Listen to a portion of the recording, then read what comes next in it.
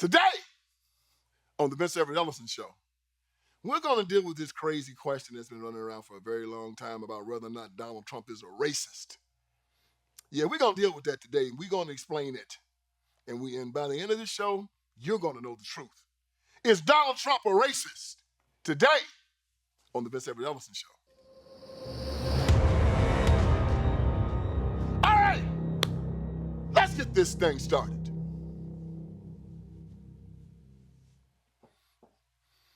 You know, I was born on a cotton plantation in the Jim Crow South. My father at the time, Mary T. Ellison, he was a sharecropper. He had been abandoned by his parents. He was raised by his great aunt and uncle. And at that time, that's all a black person could do. Haywood County, Tennessee is in the Mississippi Delta, one of the poorest areas in the whole nation. Everybody I knew, black and white, was poor. And we didn't know it because everybody was living the same way. We had no running water. There had no central air conditioning. We had a wood heater. And my father, at the day that I was born, told me that he was sharecropping and washing cars to take care of me and my brothers and sisters. I say all of that to let you know that I was born in the Jim Crow South. I know about what real racism is. My father told me that when he was younger, in 1960, when Richard Nixon and Dwight Eisenhower, president at the time, passed the 1957 and the 1960 Civil Rights Acts. It gave the federal government the ability to come down and investigate when racists would not allow black people to register to vote. And the NAACP came down and registered black people to vote. And in Haywood County, when they did this, the Ku Klux Klan, which was the military wing of the Democratic Party, the person who owned the land was a Klan member and demanded that my father and my grandfather leave the plantation that they were sharecropping on. My dad said that the FBI showed up, told them they didn't have to go anywhere, that they were protected, that Dwight Eisenhower, the president of the United States of America, sent them there to tell them they didn't have to go anywhere. And then my grandfather, Walter Clark, was amazed that the president even knew his name. That's a true story. So I know about growing up in the Jim Crow South, and I know about racism. I found out just recently that the Grand Wizard of the Ku Klux Klan that lived in my hometown. And the Tennessee Klan was the most violent Klan faction in the United States of America. And he lived in Haywood County, Tennessee. He had lived there my whole life. And I called my dad and asked him about it. I said, Dad, do you know who this guy is? I called his name. Dad said, yeah, I know him. He's the Grand Wizard of the Ku Klux Klan. I said, yeah, why didn't you ever tell me about that guy? Dad said, there's no consequence. I said, the Grand Wizard of the Ku Klux Klan, the most violent Klan faction in America, living down the street, and there was no consequence to you? What do you mean? He said, well, I talked to him a few years ago, decades ago, and I told him if he ever touched me or mine, I was going to blow his damn brains out. I wasn't going to have no trouble out of him. See, that's how Ellisons deal with racism. That's how Ellisons deal with racists. So the question has been bandied about. Is Donald Trump a racist? The answer to that question to me is no, he's not. The second part of that question is if he was, I wouldn't care. You know why? Because just like that Ku Klux Klan member down in Haywood County, Tennessee, wasn't going to bother me, ain't no racist today going to bother Vince Everett Ellison either. Black folks run around scared of racists and Klan members. You need your ass whipped. Go on walk around telling me you're a Christian and you scared of. I'm scared of racism. Racism is like the weather. You can't control it. You build a shelter for it. What is that shelter? Jesus and Mark 38, that's that shelter. You never have to worry about them my whole life. Do they exist? Probably. But you know what? I've never seen one. You know why? Because they never messed with me. Is Donald Trump a racist? Why? You want to go out with him, have a date with him?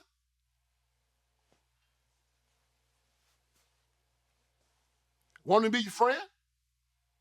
Oh, he hurt your feelings. You want the white man to like you, don't you? Look, Donald Trump don't know you exist. So you think Donald Trump's going to be sitting up at Mar-a-Lago thinking about coming out and messing with you? Tyrone Johnson lived down in Haywood County, Tennessee, and I want you to go down there and make Tyrone's life a living hell. Yeah.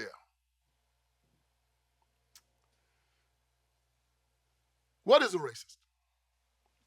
We're going to deal with the Merriam-Webster's dictionary, their definition of a racist. Merriam-Webster kind of got a little woke this year, and they decided that they were going to change the definition of racist. So they got 3 categories of what a racist is. I'm going to read them to you. This comes out of the New York Times. It says, currently the dictionary's entry contains 3 sections. The first defines racism as a belief that race is the primary determinant of human traits and capacities, and that racial differences produce an inherent superiority of a particular race. Hell, that sounds like the Democrat Party to me. That racial differences produce an inherent superiority of a particular race? Aren't they the ones always talking about white supremacy? And that black needs affirmative action and they need DEI in order to catch up with the great white man? White privilege? That's not coming from my side. You've heard me say it, I'll say it again. It is a privilege to be white. It's also a privilege to be black. It's a privilege to be an American. It's a privilege to be... Hey, look, Donald Trump has been president. What did he do to black people? That's right, I remember. Donald Trump, as soon as he said, so help me God, he put on the Klan mask, got a Knight Rider uniform, and went through Harlem killing black folks. Line them up against the wall, shoot them all dead. Ow. That's right, that's Kamala Harris, because they said, let's kill 1.5 million black babies this year. Yeah.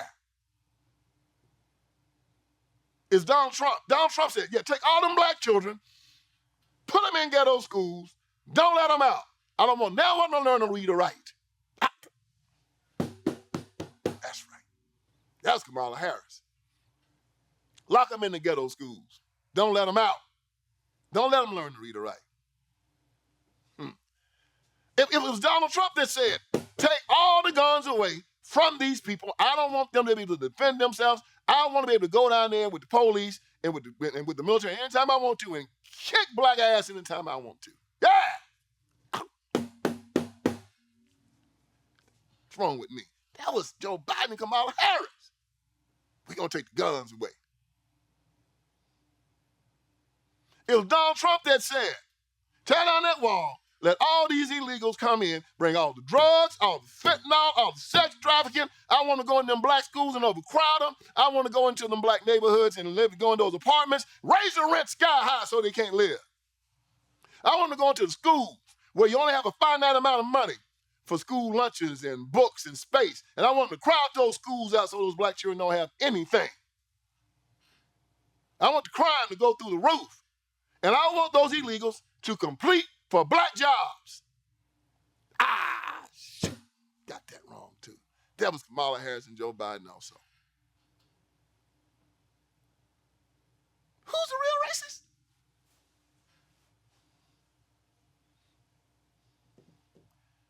Kamala Harris and Joe Biden. Joe Biden with the Clinton crime bill. And Kamala Harris as DA of California. Boy, that tandem locked up more black men than Robert E. Lee and Jeff Davis combined. The damage they did to the black community is incalculable. Millions. Destroyed families, destroyed futures. And now you got all these young men out here fatherless. Why? I'm watching Meet the Press the other day. Oh, that little Kristen Welker girl, little black girl giving J.D. Vance hell about.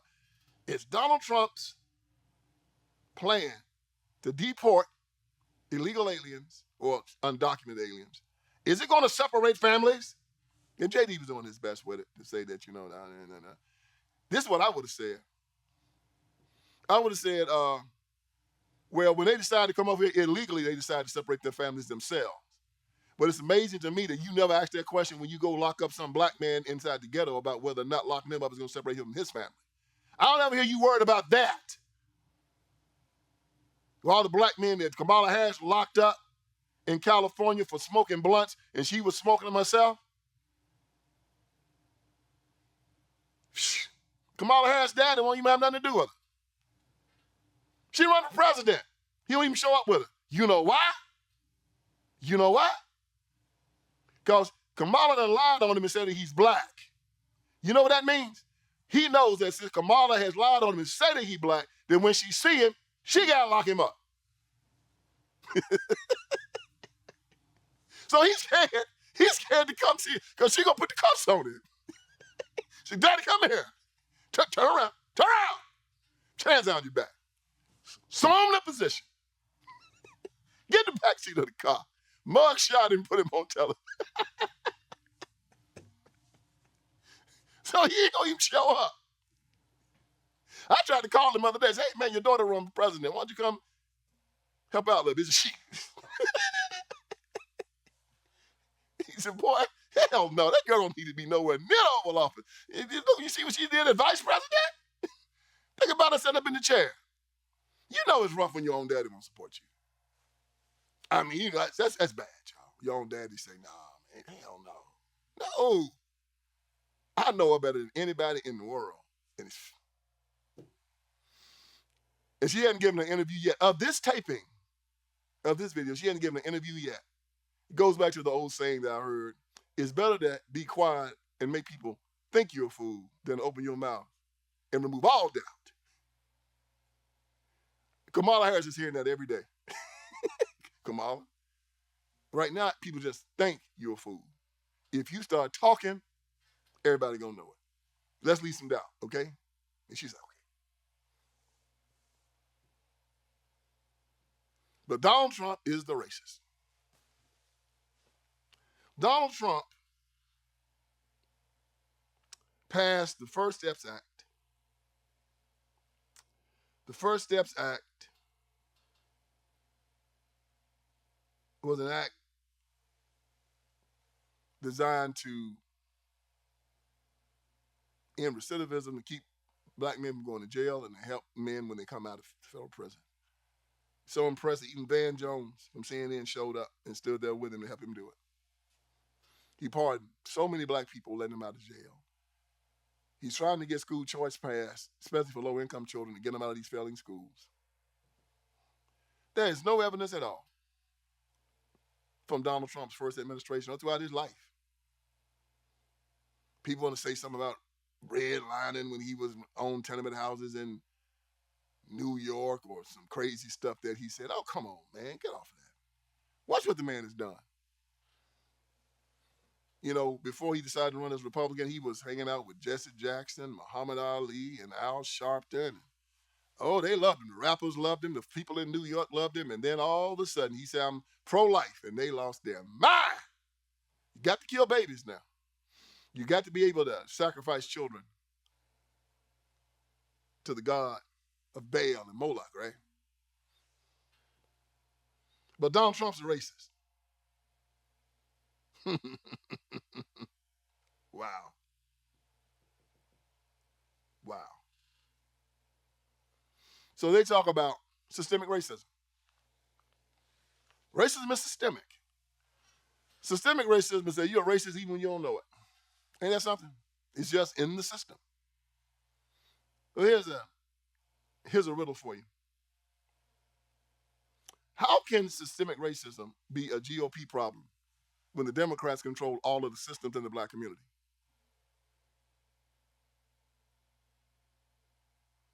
Go to Detroit, go to Chicago, go to New York. See, y'all, most politics is local. It's a concept called federalism applied to the Constitution. The federal government has limited powers in a whole lot of places. They just really just give money. But when you start talking about school boards, when you talk about police, talking about sheriff's departments, start talking about courts, judges, county jails, city jails, streets, and garbage pickup. All that stuff's local. Yeah, the local governments have a lot of power here in America. But what Democrats are very good at doing, they're good at deflecting. So when their socialist policies don't pan out, they will blame some Republican up at the State House or some Republican in Washington, D.C. And because the people down in the local areas are so ignorant when it comes down to how government functions, they buy it. So when you start talking about systemic racism, where's systemic racism? Where the police department? Democrats control them in big cities. Sheriff's department. Democrats control them too in big cities. Public education system. Democrat control them too in big cities. Try again. How they give black men too much time. Democrats control the juries because wherever guys are arrested, which is usually big cities, they have to get the jury of their peers from where they live. Try again. The judges give them too much time. Judges are usually elected by the people in those cities. Well, the laws on the streets are racist. The laws are enforced by the people in the city.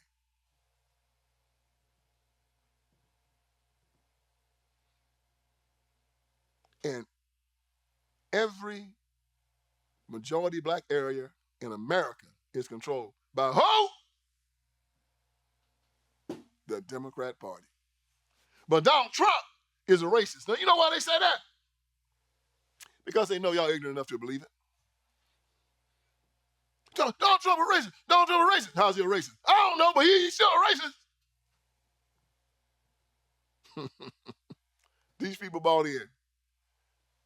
Took the children to the public educational system. Charging the federal, state, and local government about $20,000, $25,000 a child. Won't teach them to read or write. But they have them right where they want them. So guess what happens? The freaks and the weirdos and the perverts from the Democratic Party come in and say, ooh, we have an audience of small children. We can teach them to be what we want them to be because their parents are allowing us to do it. They love the Democratic Party so much, they will allow the Democratic Party to do to their children what they've always allowed them to do to their children.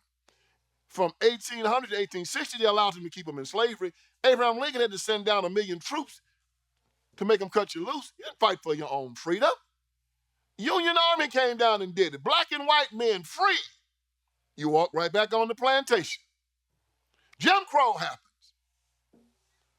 Yeah. I was traveling and I ran up on the Rosenwald School. Man, I was just so excited. I'd never seen one before. The Rosenwald schools were built by Julius Rosenwald and Booker T. Washington. Over 7,000 of those schools were built down south, and they educated 2/3 of the black children that went to school. Thousands of them went to these Rosenwald schools.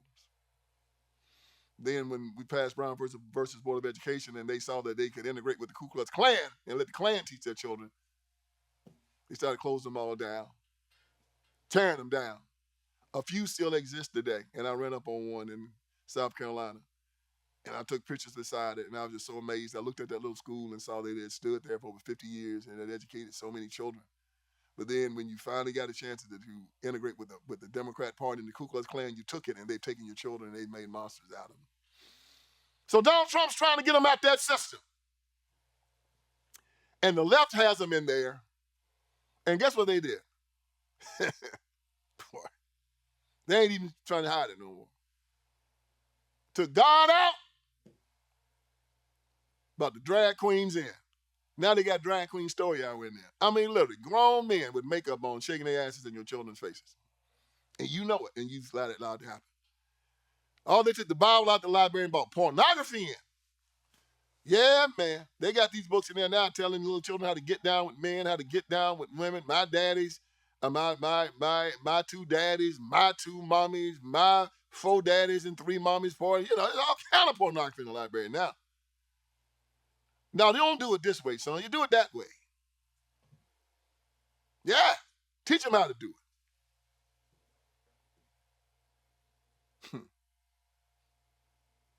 Run prayer out of school. Bring hip-hop in. Oh, you can't pray to God, but you can bring in Megan Thee Stallion and have her twerking for the children. Kamala Harris had Megan Thee Stallion up in Atlanta. She just twerking, just shaking. Shaking. Shaking like it was 25 degrees below zero outside. She was just shaking. She couldn't sing for shaking.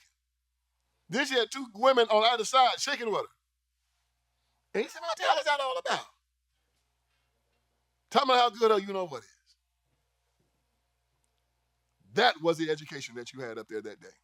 I didn't see nobody pray. I didn't see nobody give no scripture. But they showed her to let the young folks see Megan shaking. Now, they supposed to show that to children all over America, all over the world. And then Kamala Harris come out grinning, smiling, acting ignorant and stupid like he usually does, trying to gaslight folks. Still lying about, well, she didn't lie about being black. She knows she can't carry that no more. She just kind of left that alone. They call her now a woman of color. Kamala didn't get caught lying. Now she's trying to redefine herself as a woman of color. Oh, I thought you was black. You know, I'm not a man of color. I'm a black man. So you just found out you weren't black and now you're a woman of color? Hell, you knew you weren't black. Sitting there lying. But, I don't blame them. I lied to you, too. You ain't enough to believe it. And I still see people on the news right now trying to say that Kamala Harris is black. And I'm saying, man, y'all ought to be ashamed of yourself. I ought to be ashamed of yourself. Her daddy said he ain't black. Mama said she ain't black. So how'd she get black? Well, I guess if you can, control your gender, tell everybody if you're, you got an XX chromosome, you can say you're a man. You got XY chromosome, you can say you're a woman. And whatever the hell else you want to say. Why can't you determine what your gender is too? I mean, your race is also, right? I mean, it's all DNA, right? There's nothing true out there. Everything's a lie, all right? Whatever you say, chaos, babble, insanity. But Donald Trump is a racist. But you know what, though? Donald Trump never lied and said he was black. I'm going to see if I can get him to do it. I'm going to see if I can call him. Say, Mr. President, yeah. Hey, why don't you just walk up and tell America that you're black and see what happens? And then when they start going off on you, say, why didn't you go off on Kamala Harris like that? See what that'd be a good point. You walk up there and say that he's, I've said he's the first black president because he lived the black life much more than Kamala Harris has. Man been hounded by Democrats. Man done got charges put on him by Democrats. Man done spent all his money trying to stay out of court by the Democrats. Man done got shot. Literally got shot. So Donald Trump can sit with a few brothers I know in the ghetto and they can share war stories. That's what the Democrat Party did to him. Hell, he can go back to Jim Crow days. Sit down with them old farmers and they get their houses burnt down and police chasing them, they running through the woods and the swamps and things. He said, I know exactly how you feel. Democrats did the same thing to me. Kamala ain't had nothing like that happen to her. She running around with Willie Brown. She getting married to this ignorant dude by the name of Emma. Emma need to have the hell beat out of him. I mean, every time I look at him, I get mad. They tried to write something in the Washington Post that they talk about he a hunk. A hunk of what? Hunk of crap? Man gets married to a woman. Get married to now. She won't take his religion. She won't take his name. She won't or can't have him any children. But yet she's spending all this damn money. If he's my brother, I'd beat the hell out of him. I grab him in his collar and I slap him so many times they had to call the police on me. I make him renounce all of that. What the hell is wrong with you? Ain't you got no pride left, boy? They need to check his equipment and see what. Have you guys switched? So the white liberals love him. Oh, they love him. He is what they call a man. And then you call Kamala Harris, you call her Mrs. Imhoff, you had to get 4 people to hold her back. Well, don't you call me, no. We had to start calling her Mrs. Imhoff, see how she respond to it. She'll probably kill you, man. Or maybe we should just start calling Doug Mr. Harris. I think that'd be better. Make me sick, man. Good God, man. At least, can I use an example of what a man's supposed to act like? Man, Lord, have mercy. You know what? Donald Trump never pretended to be black. He never pretended to be anything that he wasn't. He says he's a Christian, non-denominational Christian. That's what he says. I believe him. He believes in America. He don't believe in a bunch of crying, sniveling, weak men. Call it my race, I can't make it. And Donald Trump has been around some of the most prominent black people in the world and saw that they have made it. He knows that in America, that if you're after money, all you need to do is produce a better product, better services, and better price, and you'll get rich. If you're after somebody loving you and you want them to love you, you're weak, you're pathetic. You're not worth his respect. If you're after somebody liking you and wanting people to like you, you're weak, you're pathetic. You're not worth his respect. But if you walk up to him as a man and you earn his respect, you'll get his respect. But if you go up acting like a sniveling, coward, begging, slobbering, I can't do it, I'm black, white man's too powerful, America's too racist, give me reparations, I don't want to take care of myself. If not liking such a man is a racist, you can count me in as one. Because I don't like him either. That's Donald Trump, and that's not racism. But the people that call it racism call it that because that's how they see black men in America. That's how they see y'all, man.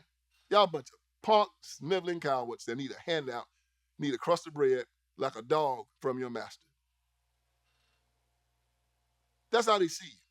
Give him a crust of bread, give him some water, he's supposed to be your pet. They see you as a pet.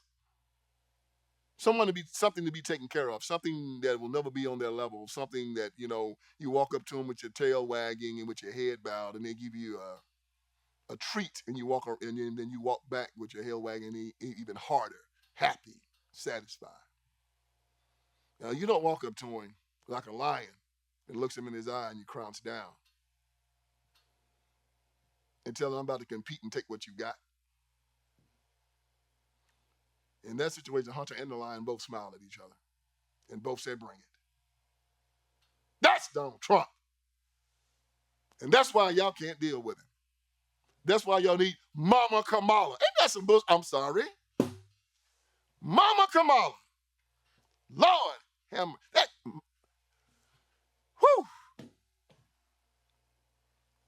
Mama Kamala.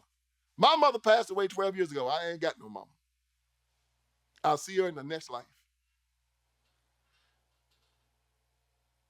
There ain't no Mama Kamala for me. And any man that's looking for a mama, yeah, you vote for her, all right? Sick bastards.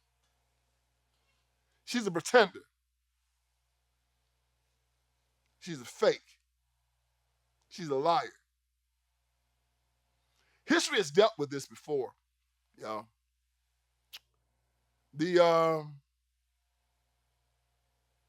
Russians, yeah, they knew how to deal with pretenders. A couple of guys a lot of people tried to get the throne of Russia. He had these 3 Dimitris that tried to do it after Ivan the Terrible died. Ivan the Terrible had killed his own son, so these guys started coming up saying that they were Ivan the Terrible's, bastard children. One guy's name was Dmitry Ivanovich. Dmitry tried to do this in 1606. Yeah, that wasn't a good idea. Because they found out what Dmitry did and found out he was lying about who he was. And this is what they did to Dmitry. I'm going to read it to you. It says, on the morning of 17 May 1606, 10 days after Dmitry's marriage to Marina, huge numbers of boyars and commoners stormed the Kremlin. Dmitry tried to flee by jumping out of a window. but fractured his leg in the fall.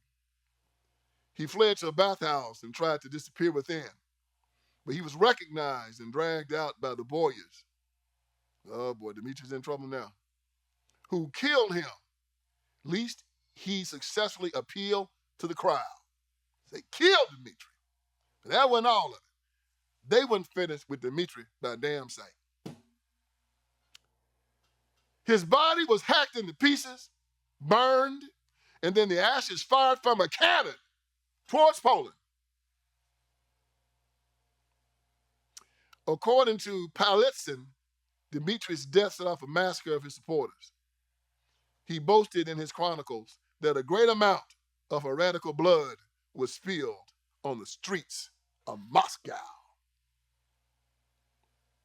That's what a pretender got in Moscow and in Russia. They had another Dmitri, Dmitri II. Obviously, they didn't learn their lessons about messing with them Russians. So he came in.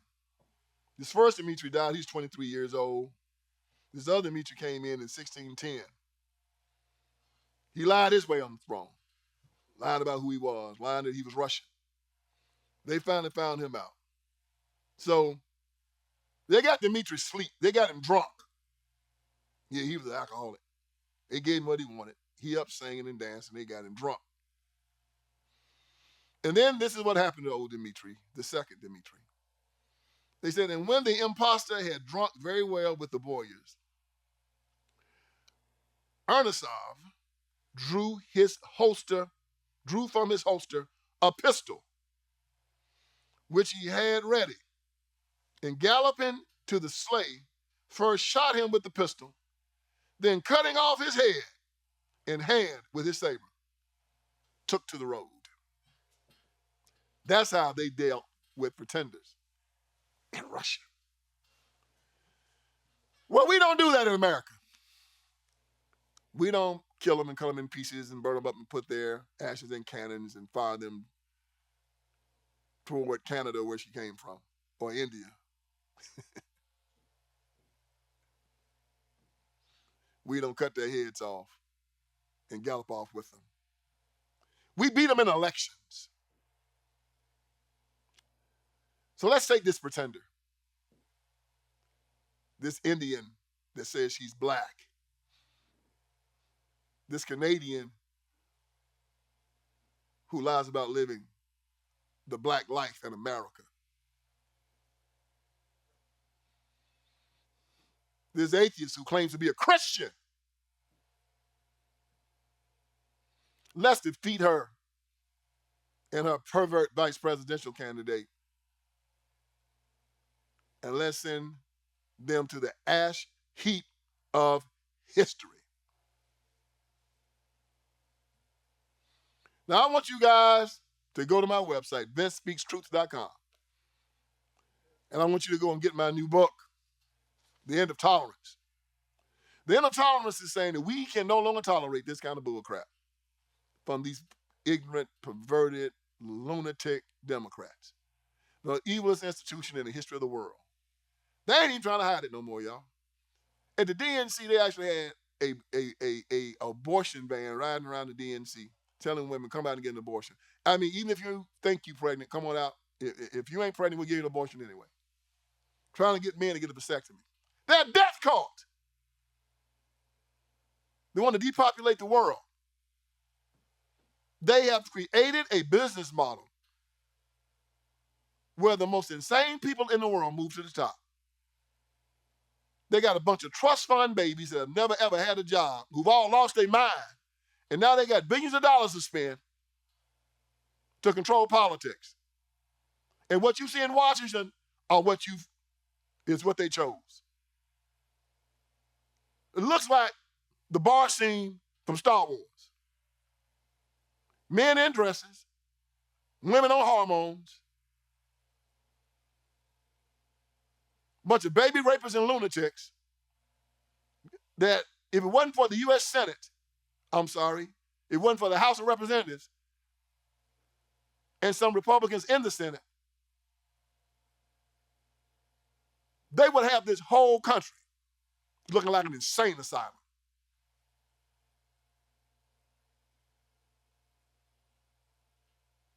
The end of tolerance says we can no longer tolerate this, y'all.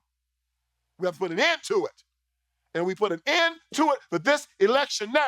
Go to my website, thispeakstruth.com. Get this great book. It will rock your world. People, I'm here to wake you up. Hope I did some good today. My name is Vince Everett Ellison.